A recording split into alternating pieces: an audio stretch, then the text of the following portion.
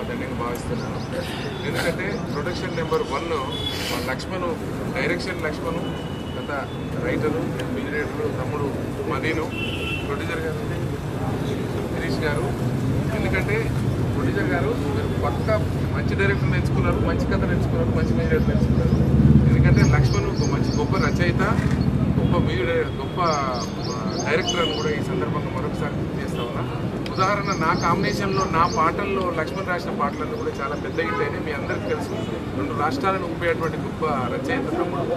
అదే మాదిరిగా ఇప్పుడు గొప్పగా మంచి డైరెక్షన్ ఫీల్డ్లో కూడా వచ్చాడు. అతను చేసిన యూట్యూబ్ ఛానల్లో సాంగ్స్ కూడా చాలా అద్భుతమైన విజయాలు ఇచ్చి కోట్ల మంది హృదయాలలో చెదిరిపోని జ్ఞాపకంగా మిగిలిన వాడే ఈ లక్ష్మణ్తో పాటుగా రాముడు కూడా ఉన్నాడు. ఈ రామలక్ష్మణ్ మరొకసారి ఈ సినిమా ఇండస్ట్రీలో మరో కొత్త కోణం చరిత్ర సృష్టించేటటువంటి తమ్ముళ్ళుగా ఎదగాలని, ఈ తమ్ముళ్ళు నా సొంతింటి తమ్ముళ్ళు కాకపోయినా అంతటి ఆనందాన్ని ఎప్పుడూ కలగజేస్తూ ఉంటారు. అందుకు తమ్ముళ్ళు నేను ఎప్పుడు కూడా మిమ్మల్ని మర్చిపోను.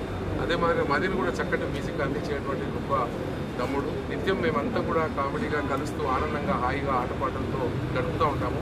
అన్న, ఈ చక్కటి కార్యక్రమాన్ని ఏర్పాటు చేస్తూ ఉన్నావు. మీరు మంచి మనసుతోని మా పెద్దన్నగా మీరు రావాలని పిలిచినప్పుడు నేను రావడం కాస్త ఆలస్యమైన తమ్ముడు, సారీ. కానీ ఇది ఇంతింత